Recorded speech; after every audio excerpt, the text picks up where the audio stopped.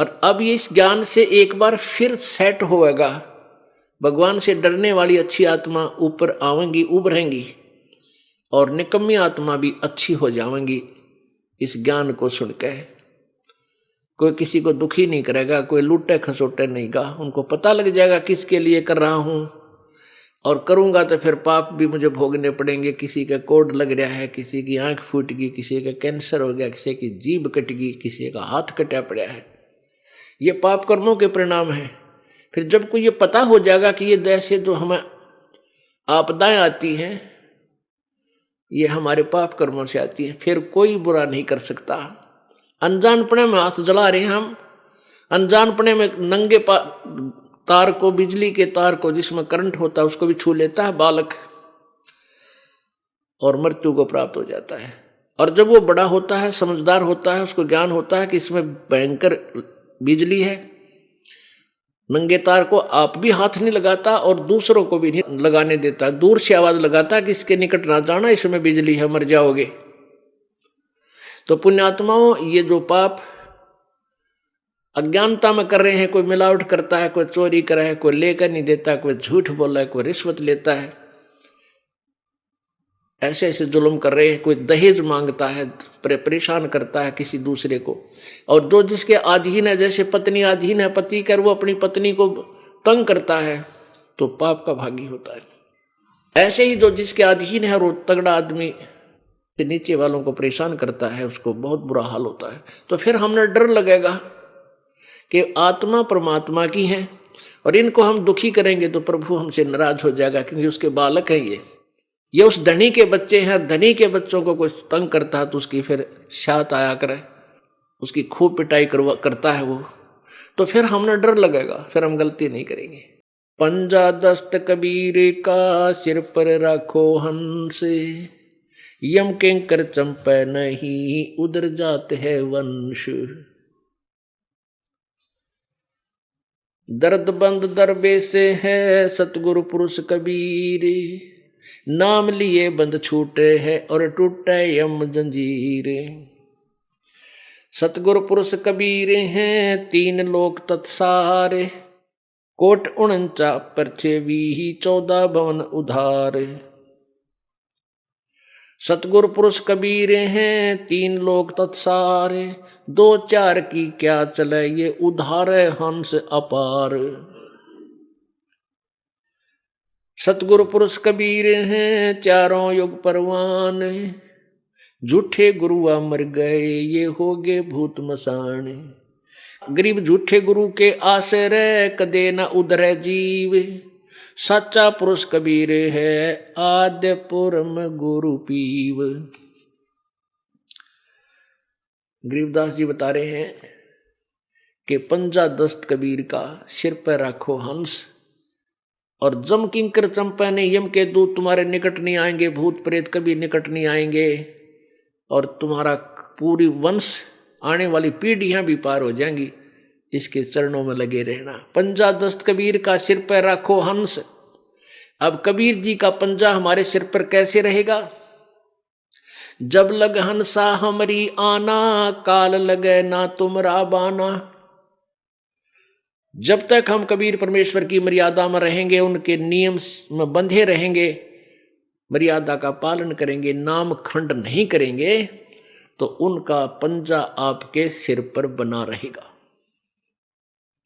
यदि आप नामखंड कर दोगे तो फिर काल आपको नहीं बख्शेगा। पंजा दस्त कबीर का सिर पर रखो हंस, ये यम किंकर चंपे नहीं उधर जाते है वंश।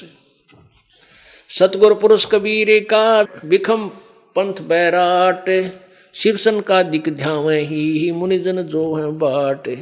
लख लख योजन उड़त हैं ये सुर नर मुनिजन संत, ऊंचा धाम कबीर का है कोई न पावे अंत। कहते हैं समाधि लगा लगा के ये ऋषि जन न जाने कितनी ऊंचाई तक इनकी समाधि पहुंच जाती है, लाख लाख योजन तक पहुंच जाते हैं, लेकिन परमात्मा के महल में इन समाधियों से नहीं जाया जा सकता। उसका तरीका न्यारा है। अब क्या बताते हैं कि जब धर्मराज के दरबार में परमात्मा के साथ गरीबदास जी गए तो आंखों देखा हाल बोल रहे हैं धर्मराय दरबार में देई कबीर तलाक, मेरे भूले चूके हंस को तू पकड़िए मत कजाक। ओह, धर्मराज के दरबार में परमेश्वर जाकर बोले कि ए धर्मराय, ओ कजाक, यानी जैसे डांट मारा कर नीचे वाले अधिकारी पर बड़ा अधिकारी कजाक कहते हैं। और निकम्मे और डफरमैन, मेरी बात सुन ले, धर्मराज को परमात्मा ऐसे बोल रहे हैं। धर्मराय दरबार में देई कबीर तलाक, मेरे भूले चौके हंस को तू पकड़िए मत कजाक। कि मेरा कोई हंस है जिसने मेरा नाम ले रखा है, उसको तू पकड़, उसको तू हिसाब मत करना, उसका कोई अकाउंट नहीं करेगा। फिर धर्मराज क्या बोला, बोले पुरुष कबीर से धर्मराय कर जोड़, हाथ जोड़कर न्यायाधीश बोला, तुमरे हंस न चंपा हूं मन 2 लाख करोड़। आपके जो उपदेशी हैं, आपकी शरण में जो आ गए आपके हंस, उनको मैं नहीं पकड़ूंगा, ना उनका कोई अकाउंट करूंगा। मन 2 लाख करोड़, लाख तौबा है मेरी। फिर प्रश्न करता है विनम्रता से धर्मराज, कहता है कि भगवान, जिसने आपकी शरण में आने से पहले शराब पी रखी, चोरी कर रे डाके मारे, जीवन साकी ये मांस खाए, उनके तो बैड अकाउंट मेरी बही में लिखे हैं, मेरे अकाउंट में, उनको तो मैंने सजा देनी पड़ेगी, ये मेरी मजबूरी है प्रभु। परमात्मा बोले, ये कर्म भ्रम ब्रह्मंड के मैं पल में कर दूं नेस, इन पे ऐसे कलम मार दूंगा, काट दूंगा, और जिन हमरी 2 दिसो करो हमारे पेश। जिसने मेरा नाम बता दिया कि मैं कबीर साहब का अनुयायी हूं और भूल भटक कर तुम मुझे यहां ले आए हो, कहते हैं उसका अकाउंट मत करना। और उसने जो मेरी शरण में आने से पहले जो गलतियां कर रखी उनको मैं कैंसिल कर दूंगा, खत्म कर दूंगा, उन पापों को काट दूंगा, तेरे अकाउंट से भी निकाल दूंगा, फिर तुझे कोई बोधरेशन नहीं रहेगी। अब क्या कहता है, मद आहारी जारी नरा जो भांग तमाखू खाही, परदारा पर घर तक हैं जिनको लो अकनाही। धर्मराय विनती करे सुनियो पुरुष कबीर, जिनको निश्चय पकड़ूंगा जड़नी पड़े जंजीर। कर्मों से तीरथ थे अब हैं जो शरण कबीर, जिनको निश्चय मारू हूं काढ़ो बल तकसीर। कि पहले तो सब कर्म किया करते थे, अब जो आपकी शरण में आगे उनके लिए दंड तो प्रभु मैंने देना पड़ेगा। तो क्या कहते हैं परमात्मा, पहले किए सो बख्श हूं आगे करे ना कोई, कबीर कहे धर्मराय से नाम रटे मम सोई। के पहले जो किए उन्हें बख्श दूंगा, कैंसिल कर दूंगा। जो मेरा नाम रटते हैं, जो मेरी सच्ची साधना करते हैं। कर्म भ्रम ब्रह्मंड के मैं पल में करहूं नेस, जिन हमरी 2 दिसो करो हमारे पेश। शिव मंडल ब्रह्मापुरी चाहे विष्णु लोक में हो, हमरे गुण भूले नहीं तो आन छुटाऊं तो। अब क्या बताया है कि जो मेरी शरण में है और जिन्होंने मेरा उपदेश ले रखा है, उन्होंने पहले गलती कर रखी अनजानपने में, उन सबको मैं उन पापों को नाश कर दूंगा, खत्म कर दूंगा। और आगे मैं इतना ज्ञान दे देता हूं कि परमात्मा कहते हैं ऐसा ज्ञान दूंगा कि वो बहुत प्यारी आत्मा गलती नहीं करेगी। अपुण्यात्माओं, हम परमात्मा की महिमा से बिल्कुल अपरिचित थे। दंत कथा लोक वेद सुना सुना के हमारा जो हिंडोला बना रखा था, इन्हें कोई किसी को भगवान बता देता था। कहीं पर कितना 4 ईंट लगा रखी है, मंदिर बना रखा है, और किसी मूर्ख ने कह दिया ये इसमें है भगवान, उड़ा कुत्ते मुत्ते एक मंडी सी बना रखी है और हम उसने पूजा करते और कुत्ते उड़ा मुझ कर जाते। तेरा गजब है। किसी ने किताब बता दिया नैना देवी में, उड़ा नैना देवी में 2500 आदमी मर गए, इसमें बागा दौड़ी में। बतावा कित गई थी वह नैना देवी, जब नाश कर दिया। गए थे कल्याण करवाए सर्वानाश, एक एक परिवार के 3-3 आदमी मर गए वहां पर। तो पुण्यात्माओं हम घने दुखी हो गए। हम दुखी हो गए, भगवान से दूर होकर के परमात्मा को ना पहचान कर, इन अज्ञानी ऋषियों और गुरुओं को हमने पूर्ण संत मानकर। अब उनसे पीछा छुटवाओ और परमात्मा की शरण में आओ, अपना कल्याण करवाओ। बोलो सतगुरुदेव। परमपिता परमात्मा, सारी सृष्टि के रचनहार, कुल मालिक कबीर परमेश्वर है। ये वही परमात्मा है जो बनारस में, काशी में, भारतवर्ष की पवित्र भूमि पर सन 1398 संवत 1455 ज्येष्ठ सुदी पूर्णमासी को बनारस के अंदर लहरतारा तालाब में विकसित कमल के फूल के ऊपर नवजात शिशु का रूप धारण किया सतलोक से आकर। ये वो परमात्मा है, इन्होंने किसी मां से जन्म नहीं लिया था। ये वो पूर्ण परमात्मा है, जब सह शरीर आए थे सह शरीर चले गए थे मगर स्थान से। पुण्यात्माओं, परमात्मा की प्राप्ति, मोक्ष कोई ज्यादा कठिन काम नहीं है।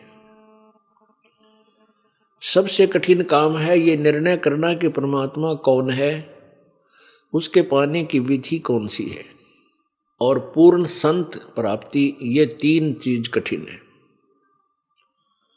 जब पूर्ण संत मिल जाएगा तो ये संशय भी निवारण हो जाएंगे। अब ये सत्संग जो तत्व ज्ञान के आधार से किया जाता है, ये वो तत्व ज्ञान है, ये वो सच्चिदानंद घन की वाणी में वर्णित यथार्थ ज्ञान है जो किसी भी ऋषि महर्षि के हाथ नहीं लगा। उनको ये ज्ञान नहीं हुआ।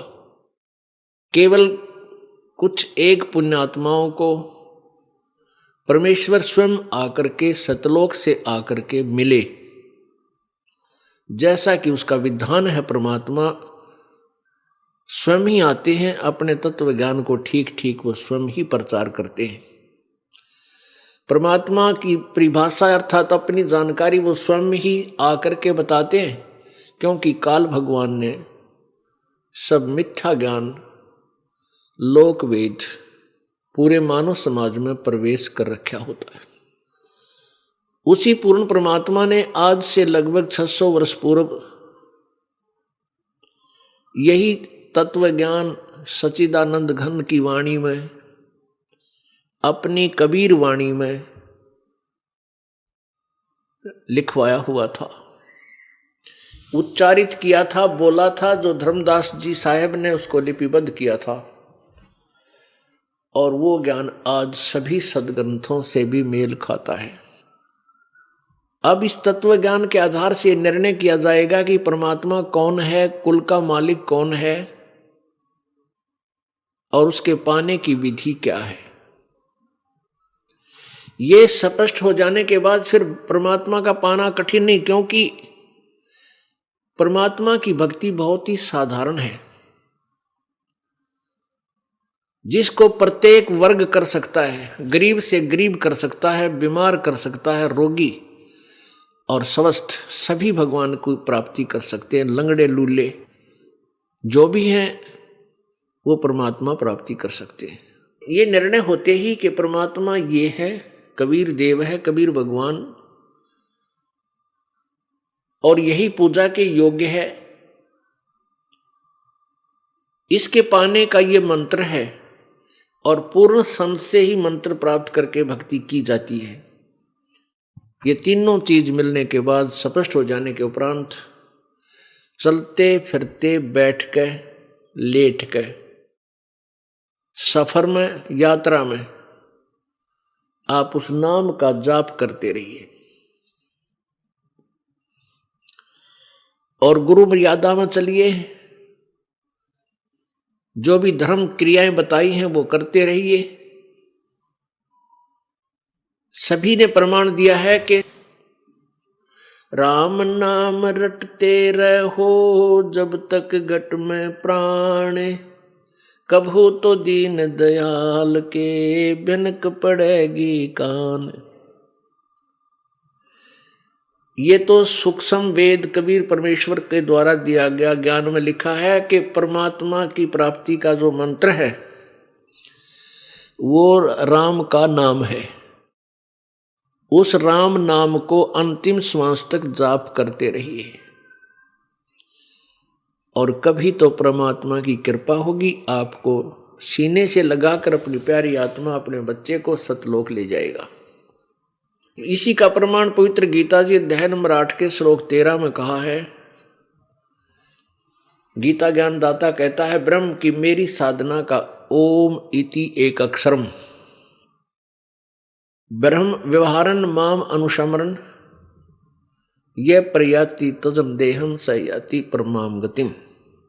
अब स्पष्ट क्या है कि मेरा एक ओम नाम है मुझ ब्रह्म का, माम ब्रह्म उच्चारण करके सिमरण करने का, और जो अंतिम श्वास तक मृत्यु समय तक शरीर छोड़ते समय तक इसी का नाम जाप करता हुआ शरीर त्याग जाता तो मेरे वाली गति को प्राप्त होता है, परम गति को प्राप्त होता है। गीता जी अध्याय नंबर 8 के श्लोक 5 और 7 में गीता ज्ञानदाता ये ब्रह्म श्री कृष्ण जी में प्रवेश करके बोल रहा है। ये कहता है कि मेरी साधना कर मुझे ही प्राप्त होगा, युद्ध भी कर और सिमरण भी कर। अब इससे सिद्ध है कि ये सब क्रियाएं काम करते करते अपना जैसा भी जिसका कर्म है उस कर्म को करते करते परमात्मा की प्राप्ति करनी है, नाम जाप से होगी। अब युद्ध से कठिन काम कोई नहीं होता। और कहता युद्ध भी कर मेरा सिमरण भी कर, यानी अपना काम भी करो और मंत्र का जाप भी करते रहो। फिर गीता जी अध्याय नंबर 8 के ही श्लोक नंबर 8, 9 और 10 में उस पूर्ण परमात्मा की भक्ति बताई है कि जो उसकी भक्ति करता है उस पूर्ण परमात्मा सच्चिदानंद घन उस देव पुरुष की जो साधना करता है पूर्ण परमात्मा की, उस भक्ति की कमाई से उसको प्राप्त होता है। और उस परमात्मा की साधना करने का कौन सा मंत्र है? गीता जी अध्याय नंबर 17 के श्लोक 23 में ओम तत्सत इति निर्देश ब्रह्मण त्रिविध समर्थ है। उस ब्रह्मण माने सच्चिदानंद घन परमात्मा यानी पूर्ण परमात्मा की भक्ति का केवल 3 मंत्र के जाप का सिमरण करने का आदेश है, निर्देश है, और वो 3 विधि से किया जाता है। ओम तत्सत,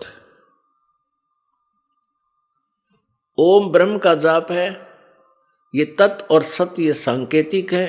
ओम तत्सत कोई जाप नहीं है। तत् और सत ये सांकेतिक है। इनको तत्वदर्शी संत बताएगा। गीता जी अध्याय नंबर 4 के श्लोक 34 में कहा है कि उस तत्व ज्ञान को जिसमें बहुत प्रकार के धार्मिक अनुष्ठानों का विवरण है, यथार्थ भक्ति की विधि है, उसको तू तत्वदर्शी संतों के पास जाकर समझ, उनको दंडवत प्रणाम करने से, कपट छोड़कर प्रश्न करने से वो तत्वदर्शी संत तुझे उस तत्व ज्ञान का परमात्म तत्व की जानकारी देंगे, तत्व ज्ञान सुनाएंगे। तो ओम तत्सत को केवल तत्वदर्शी संत ही स्पष्ट कर सकता है। ओम तत्सत कोड वर्ड है। तो कहने का भाव यह है कि जो भी साधना करनी है नाम का जाप करनी है। जैसे यजुर्वेद अध्याय नंबर 40 के श्लोक नंबर 15 मंत्र नंबर 15 में कहा है कि ओम कर्तु समर, किलवे समर और कर्तुम समर। ओम नाम का जाप काम करते करते सिमरण करो, विशेष कसक के साथ सिमरण करो, और अपना मूल कर्तव्य जानकर, मनुष्य जीवन का मूल कर्तव्य है परमात्मा की भक्ति, ये जानकर उसका सिमरण करो। तो इन पवित्र सदग्रंथों ने सिद्ध कर दिया कि परमात्मा के पाने का केवल एक जाप मंत्र है। ब्रह्म तक का ओम जाप है। इससे अतिरिक्त जो कोई अन्य मंत्र जाप करते हैं, जैसे ओम नमः शिवाय, ओम वासुदेव भगवते नमः, ओम एवं नमः, ये इस तरह के जो मंत्र हैं ये कोई जाप के नहीं है, कोई भी सदग्रंथ प्रमाण नहीं देता इनका। तो ब्रह्म का जाप है ओम, और परब्रह्म का जाप है तत्। तत् मंत्र वो और है जो ये दास बताएगा। ओम और तत् मंत्र मिलकर 2 अक्षर का ये सतनाम बन जाता है। जिन भक्तात्माओं को ये सतनाम प्राप्त है वो समझ रहे हैं। और तीसरा मंत्र जो है वो सत, ये सांकेतिक है, ये सार नाम भी कहलाता है। ये पूर्ण परमात्मा का है। इन तीनों मंत्रों का जाप करना है, और तीनों मंत्रों का सिमरण जो है 3 विधि से होता है। तीर विधि 3 प्रकार से ऐसे परमात्मा पाया जाएगा। ये बहुत आसान है। आप यहां से बस में बैठते हो, अपने कार्य तक जाते हो, घर से अपने कार्यालय तक या किसी अपने दुकान की तरफ के तक, या कोई अन्य कार्य से रिश्तेदारी में जाना होता है, तो उसमें अपना मंत्र करते हुए जाइए, किसी से बात भी ना कीजिए, क्योंकि यात्री से कितनी बात कर सकता है आदमी। 2 मिनट कहाँ से आया, यानी साथ बैठा है तो इतना पूछ सकते हैं कहाँ जाएगा, कहाँ से आए हो, बस। उसके बाद फिर अपना परमात्मा की भक्ति सिमरण शुरू कर दीजिए। ये ऐसा सिमरण है दूसरे को ये भी नहीं पता ये मंत्र कर रहा है या वैसे स्वाभाविक बैठा है। श्वास उश्वास से इसका जाप होता है।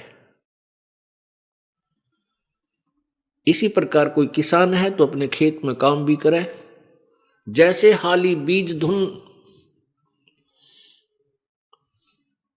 और पंथी से बतरावे। अब जैसे हाली खेत जोत रहा होता है किसान, या तो कुछ गाने गाता रहेगा साथ के साथ, कह को रागनी याद कर लेगा, या करता रहेगा सारा दिन, या कुछ सोचता रहेगा, उसके स्थान पर अपनी भक्ति करता रहे। मजदूर है अपने, उसने क्या करना है, कस्सी का कार्य है या सिर पर टोकरी रख के चल पड़ा, वहां डाल के आनी है, वहां से वहां तक 2 सिमरण करे, आते समय फेर करे। तो ऐसे अपने इस रूटीन को बना के रखे। नाम उठत नाम बैठत नाम सोवत जागवे, नाम खाते नाम पीते नाम से ती लागवे। इस प्रकार भगवान मिलेगा। अब ये फैसला किया जा रहा है, ये सत्संग जो चल रहा है इसमें ये आपको बताया जा रहा है कि कुल का मालिक कौन है और वो कैसा है और किसने देखा है। जैसा कल के सत्संग में आपको सदग्रंथों से प्रमाणित किया गया था, आपके समक्ष रूबरू कराए थे कि सभी पवित्र सदग्रंथ प्रमाण दे रहे हैं कि परमात्मा सह शरीर है, मनुष्य दृश्य है, साकार है, और वो ऊपर सतलोक में रहता है और वहां से चलकर आता है अपनी प्यारी आत्माओं को, अपने श्रेष्ठ भक्तों को मिलता है आकर के, दृढ़ भक्तों को, और उनको तत्व ज्ञान से परिचित कराता है। ये तो वेद बता रहे हैं उस परमात्मा की लीला, कि वो परमात्मा वो भगवान होता है जो ऐसी लीला करता है। और परमेश्वर ने स्वयं कहा था कबीर जी ने कि वेद मेरा भेद है, मैं ना वेदन के माही, और जौन वेद से मैं मिलूं वो वेद जानते नहीं। वेद, ये चारों वेद, ऋग्वेद, यजुर्वेद, अथर्ववेद और सामवेद, ये चारों वेद परमात्मा कबीर जी की महिमा से परिपूर्ण है, उस पूर्ण परमात्मा की महिमा से परिपूर्ण है। लेकिन इन चारों वेदों में परमात्मा कबीर भगवान पूर्ण परमात्मा के पाने की विधि नहीं है। इसलिए परमात्मा कबीर जी अपनी वाणी में कहते हैं कि ये चारों वेद मेरा ही भेद बता रहे हैं, पर मैं मिलो वेदन से नहीं, मैं इन चारों वेदों में वर्णित विधि से मैं प्राप्त नहीं हो सकता। और जौन वेद से मैं मिलूं वो वेद जानते नहीं, जिस वेद से मैं मिलूं, यानी सूक्ष्म वेद से, परमात्मा कबीर जी के पाने की विधि उसमें लिखी है, तो वो चारों वेदों में नहीं है, वो ये वेद जानते ना। आज सुबह के सत्संग में आपको ज्ञान दिया था, जानकारी दी थी कि आदरणीय गरीबदास साहिब जी को परमात्मा मिले। उन्होंने सतलोक में परमेश्वर के दर्शन किए और वही परमात्मा छुडानी गांव में, जिला झज्जर, हरियाणा प्रांत, भारतवर्ष में, वो सशरीर आए थे जिंदा महात्मा रूप बना के, और अपनी प्यारी आत्मा, उस श्रेष्ठ आत्मा, अपनी उत्तम आत्मा गरीबदास जी को मिले। उनको अपना भेद बताया, सचखंड दिखाया, फिर वापस छोड़ दिया। उस प्यारी आत्मा ने फिर आंखों देखा उस पूर्ण परमात्मा का ज्ञान अपनी एफिडेविट में, अपनी अमृत वाणी में, अपने अनुभव की वाणी में लिखा हुआ है। वो जो आपको ये दास रह रह कर सुनाता है, उस गरीबदास साहिब जी की अनुभव की वाणी परमात्मा प्राप्ति के उपरांत। तो परमात्मा कौन है, कैसा है, कैसे मिलता है, ये सारी विधि सब विस्तार से विवरण संत गरीबदास जी ने अपनी वाणी में लिखा है। अब आपके समक्ष एक गवाह आदरणीय संत गरीबदास जी महाराज हो गए कि कबीर इज गॉड, कबीर भगवान है और यही कुल का मालिक है, ये पूर्ण परमात्मा है। तो आदरणीय गरीबदास साहिब जी ने अपनी वाणी में क्या बताया है, अनंत कोट ब्रह्मांडे का एक रति नहीं भारे, सतगुरु पुरुष कबीरे हैं ये कुल के सिरजनहारे। अनंत कोटि ब्रह्मांड का वो ही रचने वाला है, और उसके ऊपर उनका इतना भी भार नहीं है कि अपने वचन से, अपनी शब्द की शक्ति से इन सबको घुमा रखा है। सब चक्कर काट रहे हैं उस परमात्मा के एक वचन से, कैसे चलो तुम, ये अपने आप चल रहे हैं। अब आपके समक्ष दूसरे गवाह, वो प्यारी आत्मा जिनको परमात्मा प्राप्त हुआ, वो बताते हैं। आदरणीय दादू साहेब जी, दादू साहेब जी जब 7 वर्ष के थे, 7-8 वर्ष के बालक थे, बच्चों में खेल रहे थे, वहां एक बूढ़ा बाबा बनकर, यानी जिंदा महात्मा के रूप में परमात्मा प्रकट हुए। उनको तत्व ज्ञान से परिचित कराया और उस आत्मा को लेकर परमात्मा ऊपर सचखंड में गए, सतलोक दिखाया। उधर से दादू साहेब जी का शरीर अचेत हो गया, बेहोश हो गए, लेकिन मृत्यु नहीं हुई। आत्मा ऊपर चली गई, शरीर को जीवित रखा प्रभु ने। 3 दिन और 3 रात तक बेसुध पड़े रहे, और जैसे सोपन देखते हैं ऊपर सतलोक, सचखंड सब कुछ दिखाकर तीसरे दिन वापस छोड़ दिया। उसके बाद उस दादू साहेब जी ने, आदरणीय दादू साहेब जी ने परमेश्वर कबीर जी की कलम तोड़ महिमा गाई है। जिन मोको निज नाम दिया सोए सतगुरु हमारे, दादू दूसरा कोई नहीं ये कबीर सिरजनहारे। कहते हैं, दादू साहब कह रहे हैं कि जिन मोको निज नाम दिया, जिसने मुझे वो सही मंत्र दिया, निज माने खास, यथार्थ नाम दिया, और सोए सतगुरु हमार, दादू दूसरा कोई नहीं यो कबीर सिरजनहार। ओए होए, ये परमात्मा, ये बंदी छोड़। अब उस परमेश्वर के कितने गवाह हैं जिन्होंने परमात्मा को देखा है? आपके समक्ष उन सभी गवाहों की अमृतवाणी सुनाई जाएगी। दादू नाम कबीर की जय कोय लेवे ओटे, उनको कभू लागे नहीं ये काल वज्र की चोटे। दादू साहब कह रहे हैं कि जो नाम कबीर जी के सच्चे नाम की जो ओट ले लेगा पूर्ण संत से उपदेश लेकर, उसको काल के वज्र की चोट कभी नहीं लगेगी। अब काल का वज्र, वज्र माने एक भयंकर हथियार छोड़ दिया जाता था। वज्र होता था एक, जैसे आजकल मिसाइल होती है।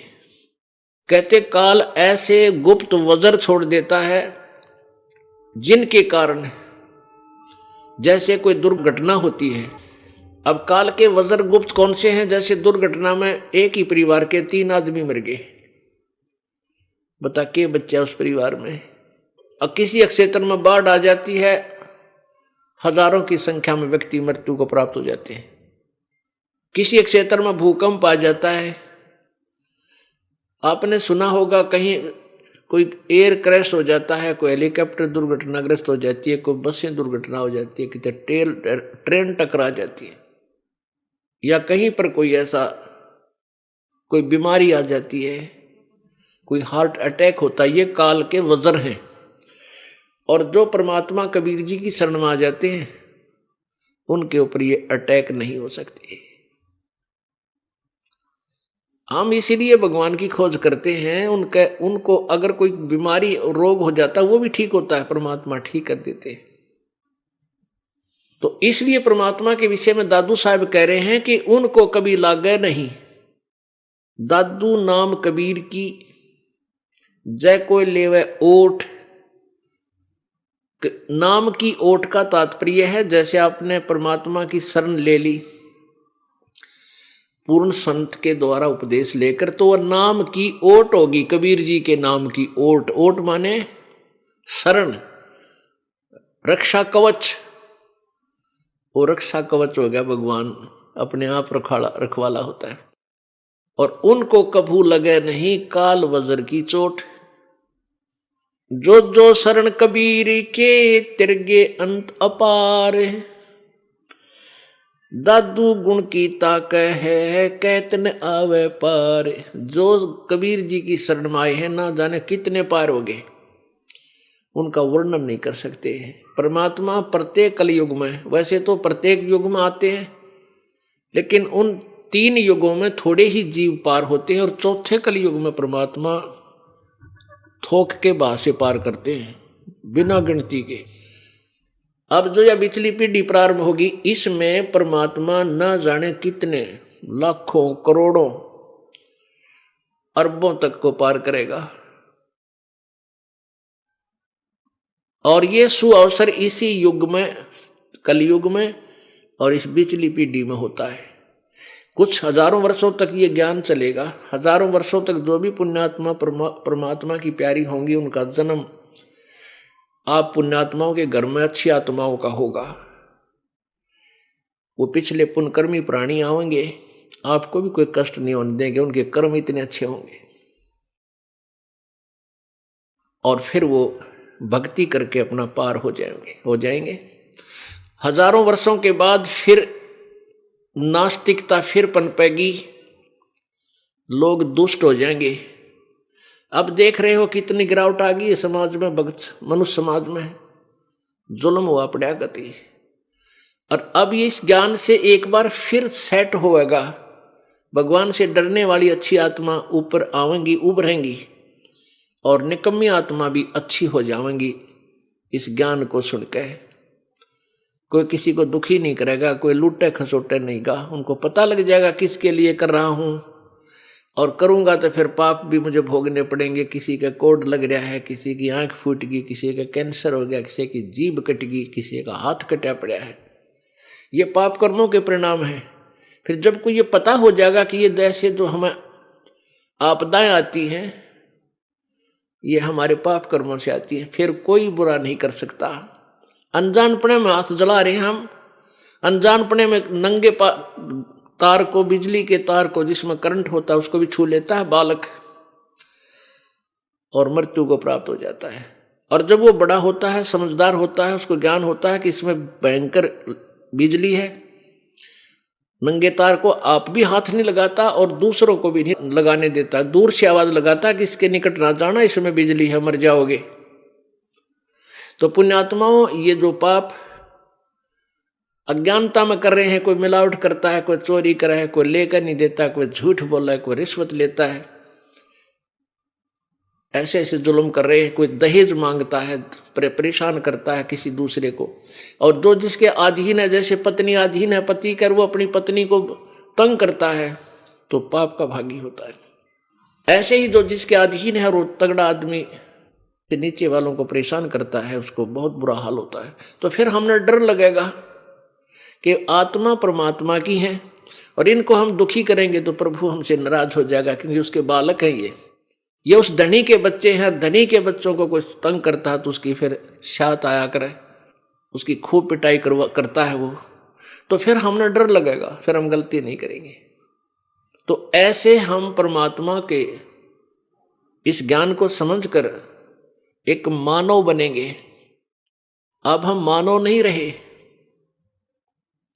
कहते हैं कुब्द कांसड़ी चढ़गी चित पे तू होया मनुष्य से नागरे, सूझे नहीं सजन सुख सागर बिना प्रेम बैराग रे।